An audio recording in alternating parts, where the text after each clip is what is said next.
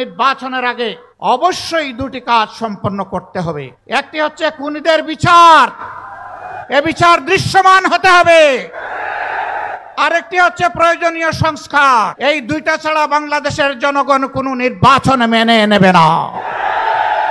মুখের ভাষা কেড়ে নেওয়া হয়েছিল, জনগণের বাঁচার অধিকার কেড়ে নেওয়া হয়েছিল, জনগণের কর্মসংস্থানের অধিকার কেড়ে নেওয়া হয়েছিল, জনগণের ইজ্জত আবরু কেড়ে নেওয়া হয়েছিল। বাংলাদেশকে একটি জীবন্ত কারাগারে পরিণত করা হয়েছিল। ভিতরের কারাগার থেকে বাইরের কারাগার ছিল আরো দুঃসহ। ভিতরের কারাগারে অন্তত নতুন করে মামলা দেওয়ার সুযোগ ছিল না। বাইরের কারাগারে থাকলেই প্রতিনিয়ত বিরোধী দলীয় নেতাকর্মী, আলিম উলামা, বিভিন্ন সম্প্রদায় ধর্মের লোকের বিরুদ্ধে অব্যাহত মামলা দেওয়া হয়েছে। তারা চেয়েছিলেন মামলা করে, হামলা করে, খুন করে, পঙ্গু করে, আয়না করে, বন্দি করে এই বাংলাদেশের মানুষের কণ্ঠকে স্তব্ধ করে দেবেন। কিন্তু ইতিহাস কি বলে? ইতিহাস বলে এইভাবে মানুষকে দাবিয়ে রাখা যায় না। তারা বাংলাদেশের বিপ্লবী জনগণকেও দাবিয়ে রাখতে পারেননি। 15.5 বৎসরের ধারাবাহিক আন্দোলন, ত্যাগ এবং কোরবানি সব কিছুর শেষ প্রান্তে দাঁড়িয়ে আমাদের যুব সমাজের নেতৃত্বে তারা গদি ছাড়তেই শুধু বাধ্য হননি, তারা দেশ ছাড়ে পালিয়ে গেছেন। আমরা বলি এদেশের সত্যিকারের নাগরিক যারা, তারা কখনোই দেশ থেকে পালানোর চিন্তা করে না। যারা দেশকে ভালোবাসে তারা দেশ ছেড়ে পালায় না। যারা দেশকে ভালোবাসে কানাডা, মালয়েশিয়ায় তারা বেগমপাড়া গড়ে তুলে না। যারা দেশকে ভালোবাসে দেশের টাকা চুরি করে বিদেশে পাচার করে না। যারা দেশকে ভালোবাসে জনগণের ট্যাক্সের টাকায় কিনা অস্ত্র আর গুলি জনগণের বুকে তাক করে না। তারা সবই করেছেন। তারা চেয়েছিলেন অতীতের ফ্যাসিস্টের শিরোমণি ফেরাউনের মতো এই দেশকে নিয়ন্ত্রণ করতে। আল্লাহ যেভাবে ফেরাউনদের অতীতে বিদায় দিয়েছেন, এদেশেও ফেসিবাদের ধারক বাহক যারা ছিল তারা অপমানজনকভাবে বিদায় নিয়েছে। এমনকি যাওয়ার সময় নিজের সহকর্মীদেরকেও বলে যেতে পারেনি যে আমি অমুক জায়গায় চলে যাচ্ছি।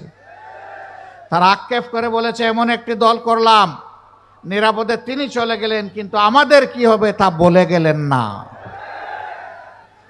এমন রাজনীতি বড় লজ্জার রাজনীতি।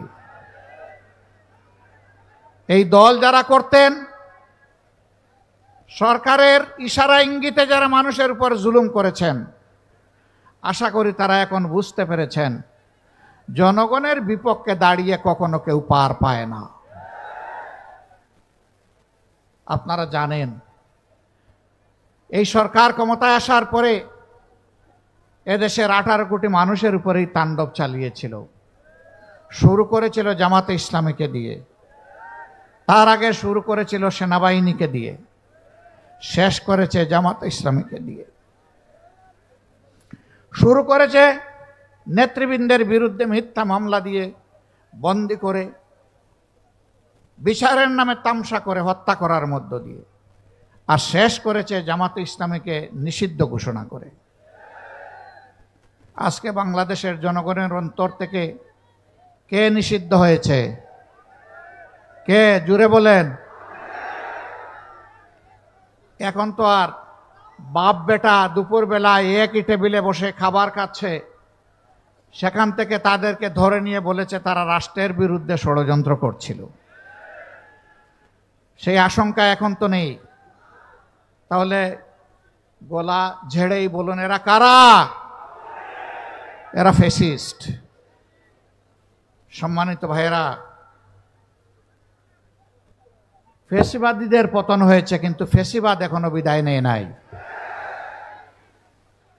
আমরা তো ফ্যাসিবাদীদেরও পতন চেয়েছি, ফ্যাসিবাদেরও পতন চেয়েছি।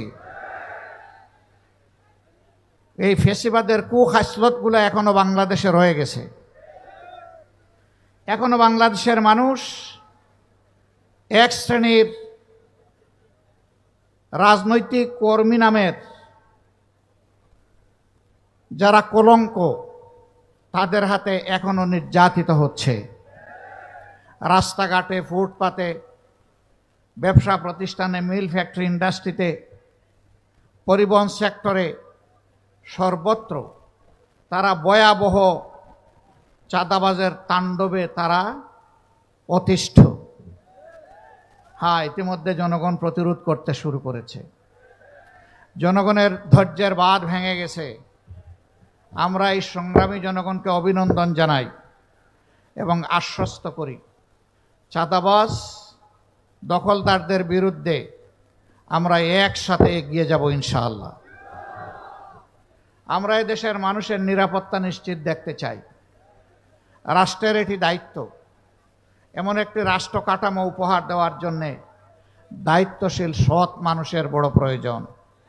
বাংলাদেশ জামাতে ইসলামী যুগ যুগ ধরে সেই মানুষগুলাই তৈরি করার চেষ্টা করে যাচ্ছে। আমার প্রিয় সহকর্মী বলেছেন, আমরা 2001 থেকে 6 4 দলীয় সরকারের অংশ ছিলাম। সেখানে আমাদের 2 জন শীর্ষস্থানীয় নেতা, তারা 3টি মন্ত্রণালয়ের দায়িত্ব পালন করেছেন। তাদের বিরুদ্ধে হাজার জাতের মিথ্যা অভিযোগ দিয়েছে, কিন্তু তারা দুর্নীতি করেছেন এই প্রশ্ন উঠাতে পারেনি। দুর্বীক্ষণ অনুবীক্ষণ যন্ত্র দিয়েও কেউ তাদের ক্ষেত্রে কোনো দুর্নীতি খুঁজে পায়নি। তারা শুধু সৎ ছিলেন এমন নয়, তারা সৎও ছিলেন, স্মার্টও ছিলেন। দক্ষতার সাথে তারা 3টি মন্ত্রণালয় সামাল দিয়েছেন। সম্মানিত বন্ধুগণ, 10টা মন্ত্রণালয় যদি জামাতে ইসলামের হাতে আসতো, তাহলে 10 মন্ত্রণালয়ে একই চিত্র দেখা যেত। মন্ত্রীরা দেশের সব কাজ করবেন না। কাজ করার জন্য কর্মকর্তা কর্মচারীরা আছে, তাদেরকে তারা নেতৃত্ব দিবেন, দিক নির্দেশনা দিবেন। আমার হাতের 10 আঙ্গুল পরিষ্কার, তোমাদের হাতের একটা আঙ্গুলও আমরা অপরিষ্কার দেখতে চাই না। পাশাপাশি এই রাষ্ট্রের অগ্রগতি উন্নয়নে, শৃঙ্খলা বিধানে যারা কর্মকর্তা কর্মচারী হিসেবে দায়িত্ব পালন করবে, তাদেরকেও সম্মানের জায়গা নিশ্চিত করে দিতে হবে। তাদেরকেও সম্মানজনক বেতন ভাতা দিতে হবে, যাতে এই সম্মানজনক বেতন ভাতায় তারা সন্তুষ্ট হয়ে তাদের সমস্ত যোগ্যতা উজাড় করে দেশের জন্য কাজ করে। আপনি একজন পুলিশকে বেতন দিবেন 22,000 টাকা, তার ঘর ভাড়া মিনিমাম 15,000, ও বাঁচবে কেমনে? কর্মচারী কর্মকর্তাদেরকে তাহলে রাষ্ট্রই বাধ্য করছে দুর্নীতি করতে। আমরা এমন একটি দেশ করতে চাই যাদেরকে সম্মানজনকভাবে সকল পেশায়, সকল শ্রেণীতে ইনশাআল্লাহ পুনর্বাসিত করা হবে। বিশেষ করে আমরা স্বপ্ন দেখি আমাদের তরুণ তরুণীদেরকে নিয়ে, যুবক যুবতীদেরকে নিয়ে, যাদের হাতে আমরা বাংলাদেশ তুলে দিতে চাই।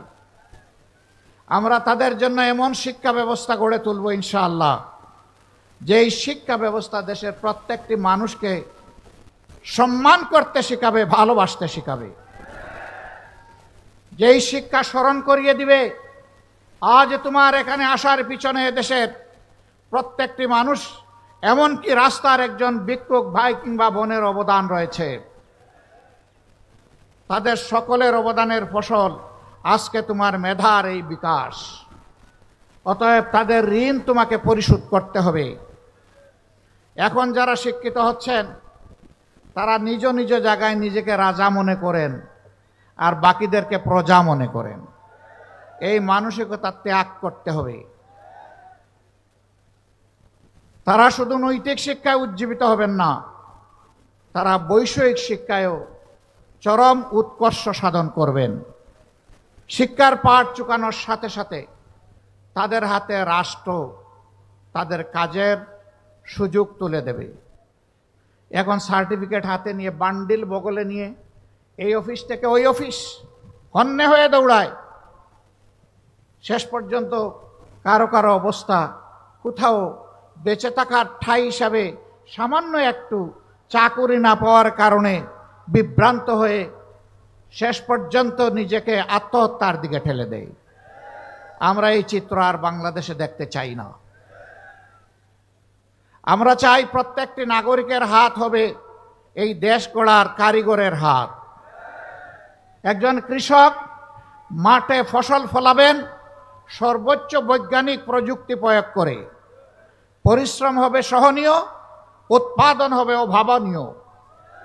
আবার উৎপাদিত দ্রব্য তার মার্কেট প্রাইস নিশ্চিত করে কৃষককে উৎসাহিত করতে হবে।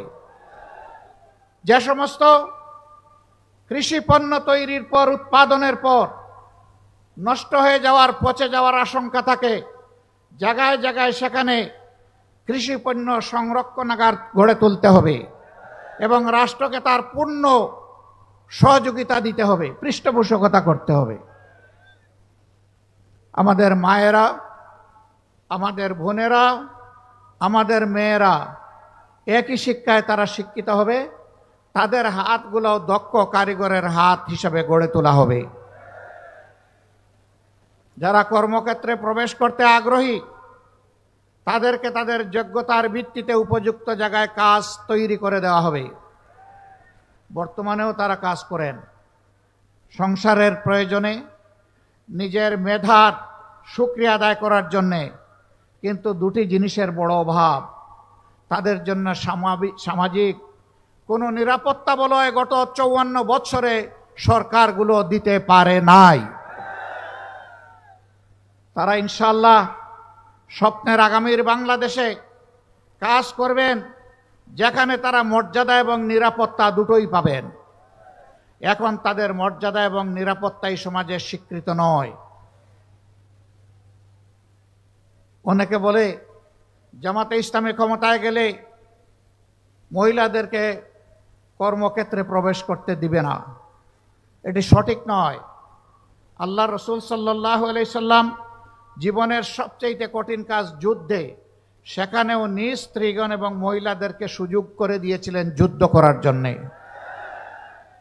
মহিলারা যদি যোদ্ধা হতে পারে তাহলে সমাজের কোন কাজটা তারা করতে পারবে না? আমি আগেই বলেছি, সম্মানও নিশ্চিত করা হবে, আবার নিরাপত্তাও তাদের জন্য নিশ্চিত করা হবে। এখন ঘর থেকে বের হলে অভিভাবকদের বুক দুরু দুরু করে কাঁপে যে সম্মান আর জীবন নিয়ে আমার মেয়ে, আমার মা, আমার বোন ঘর থেকে বের হয়েছে, একই সম্মান আর নিরাপত্তা নিয়ে আবার সে ঘরে ফিরে আসতে পারবে কিনা।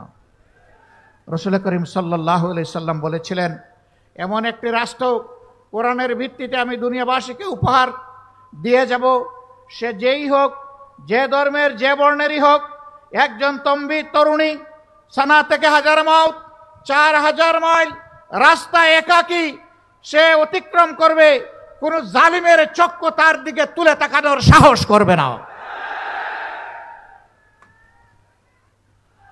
কোরআন সকল মানুষকে সেই নিরাপত্তা নিশ্চিত করতে চায়।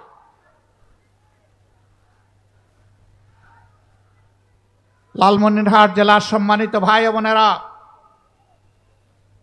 কোরআনের এই নিরাপত্তা বলয় থেকে যুগ যুগ ধরে সুকৌশলে ষড়যন্ত্র করে এদেশের মানুষকে বঞ্চিত রাখা হয়েছে। এখন মানুষ জেগে উঠেছে। আজকে এখানে বসা অবস্থায় সনাতন ধর্মের একজন ভাই আমাকে একটা স্লিপ দিলেন। তিনি অনুরোধ করলেন, আপনি একটু বলবেন সনাতন ধর্মাবলম্বী আমরা যারা আছি তাদের জন্য যেন নিরাপত্তা আইন পাশ করা হয়। আমি আমার ভাইকে নিশ্চয়তা দিচ্ছি, কথায় নয় কাজে আমরা প্রমাণ করব, নিরাপত্তা সবাইকে দেওয়া হবে ইনশাআল্লাহ। আমাদের অতীত এবং বর্তমান কার্যকলাপ পর্যবেক্ষণ করুন। বিপদে আপনি আপনার পাশে আমাদেরকে পেয়েছেন, পাচ্ছেন, এবং আমরা আপনাদেরকে ওয়ারেন্টি দিচ্ছি, পাবেন ইনশাআল্লাহ। 5 তারিখের এই পরিবর্তনের পর একজন বন্ধু বলে গেছেন, আমরা পাশে দাঁড়িয়ে একজন চৌকিদার হিসাবে এই জাতির জন্য কাজ করেছি। আমরা আমাদের সহকর্মীদেরকে বলেছিলাম, জাতীয় জীবনের এই কঠিন মুহূর্তে আমাদেরকে কঠিন দায়িত্ব পালন করতে হবে। জানি বাড়ি বর্ষা, এও জানি কঠিন রোদ, এও জানি মশামাছি এবং পোকামাকড়ের উপদ্রব, এই কিছুকেই পাত্তা দেওয়া যাবে না। দিন রাত একাকার করে পাহারাদারের দায়িত্ব পালন করতে হবে। টানা 15 দিন আমরা জনগণের পাশে ছিলাম। আমরা যেমন মসজিদ পাহারা দিয়েছি, মন্দিরও পাহারা দিয়েছি, মঠও পাহারা দিয়েছি, আমরা চার্চও পাহারা দিয়েছি। কিন্তু আগামীতে এমন একটি দেশ চাই, কোনো প্রতিষ্ঠান পাহারা দেওয়ার প্রয়োজন হবে না। সমাজ এবং সরকার তার নিরাপত্তা নিশ্চিত করবে। সংখ্যালঘু সংখ্যাগুরু 53-54 বছর এই স্লোগান দিয়ে সমাজকে বিভক্ত করে, আমাদেরকে দুর্বল করে, আমাদেরকে মুখামুখি লাগিয়ে রাখা হয়েছিল। যারা সংখ্যালঘু বলে আমাদের ভাই বোনদের জন্য মায়া কান্না করছেন, আমি দেশবাসীকে আহ্বান জানাবো, গত ফ্যাসিস্ট আমলে রংপুরের মৎস্যপল্লীতে, দিনাজপুরের সাঁওতালপল্লীতে, ব্রাহ্মণবাড়িয়ার নাসিরনগরে, হিন্দুপল্লীতে কারা হামলা চালিয়েছিল, লুটপাট করেছিল, ভাঙচুর করেছিল, অগ্নিসংযোগ করেছিল, কারা গরু ছাগল চুরি করেছিল, আপনারা দেখার চেষ্টা করুন। আমি নিশ্চয়তা দিয়ে বলছি, যারা বেশি মায়া কান্না করেছে তারাই অপকর্মগুলা করেছে। সারা বাংলাদেশের একই চিত্র, এরা আমাদের বিরুদ্ধে বিসর্গার করে। আমরা স্পষ্ট ভাষায় বলতে চাই, আমরা আল্লাহকে ভয় করি। আমরা কারে ভয় করি? যারা আল্লাহকে ভয় করে তাদের হাতে মানুষের জীবন, সম্পদ, ইজ্জত সম্পূর্ণ নিরাপদ। এই তিনটার উপর কখনো আল্লাহকে যারা ভয় করে তাদের হাত পড়তে পারে না। সম্মানিত ভাই বোনেরা, আমরা এই সংখ্যালঘু আর সংখ্যাগুরু আর এই শব্দই শুনতে চাই না।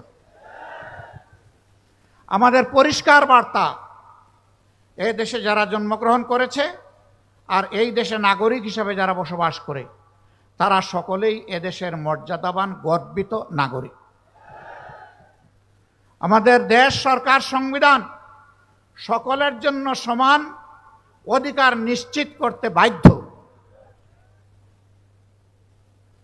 কোরআন সেই বাধ্যবাধকতার ঘোষণাই দিয়েছে। আল্লাহু ইয়া'মুরুকুম বিল আদলি ওয়াল ইহসান।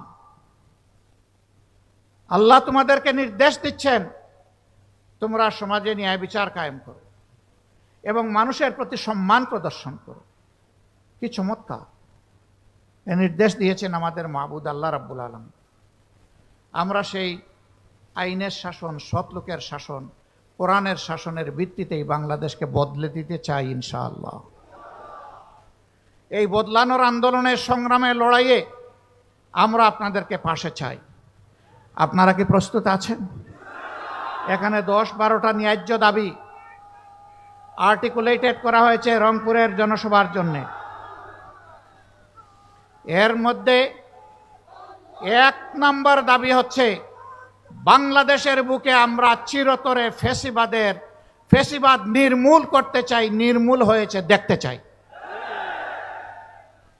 2 নম্বর দাবি হচ্ছে, উত্তর জনপদের প্রিয় নেতা, কলিজার টুকরা এটিএম আজহারুল ইসলাম দুঃখজনকভাবে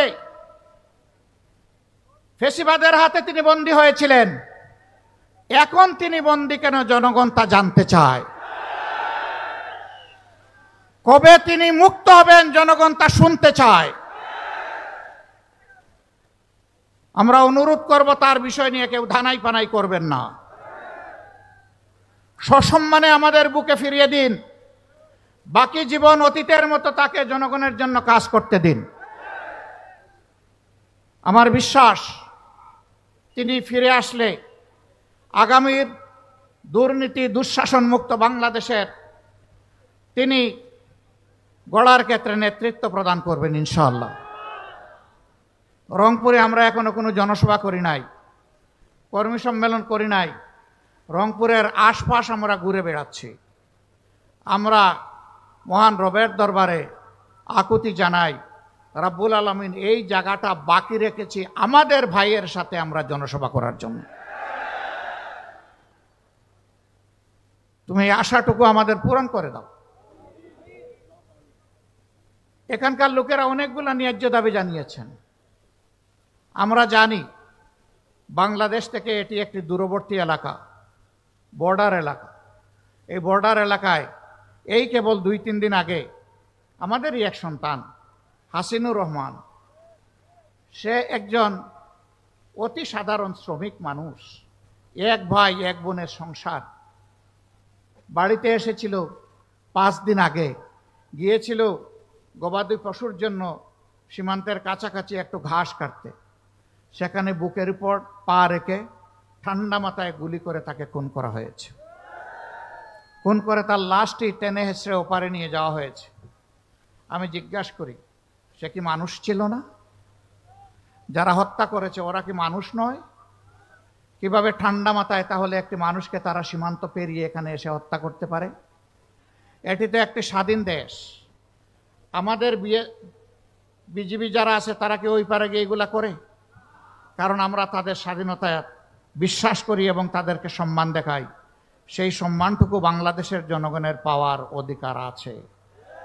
আমরা 53 বছর পাইনি, আমাদেরকে দাবিয়ে রাখা হয়েছে। আধিপত্যবাদের কালো ছায়া আমাদের ঘাড়ের উপরে ছিল, আমরা এর ছায়া আর দেখতে চাই না। ইন্ডিয়া আমাদের প্রতিবেশী দেশ, তাদের সাথে আমরা সম্প্রীতি এবং পারস্পরিক শ্রদ্ধা ও সমতার ভিত্তিতে আমরা প্রতিবেশী হিসাবে এখানে বসবাস করতে চাই।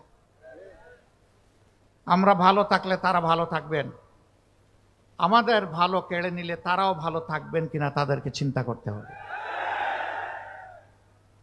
আমরা দেখতে চাই আমরা উভয়ে ভালো থাকব, সেই পরিবেশ ইন্ডিয়াকেই নিশ্চিত করতে হবে। আমাদের ন্যায্য অধিকারগুলো দিতে হবে।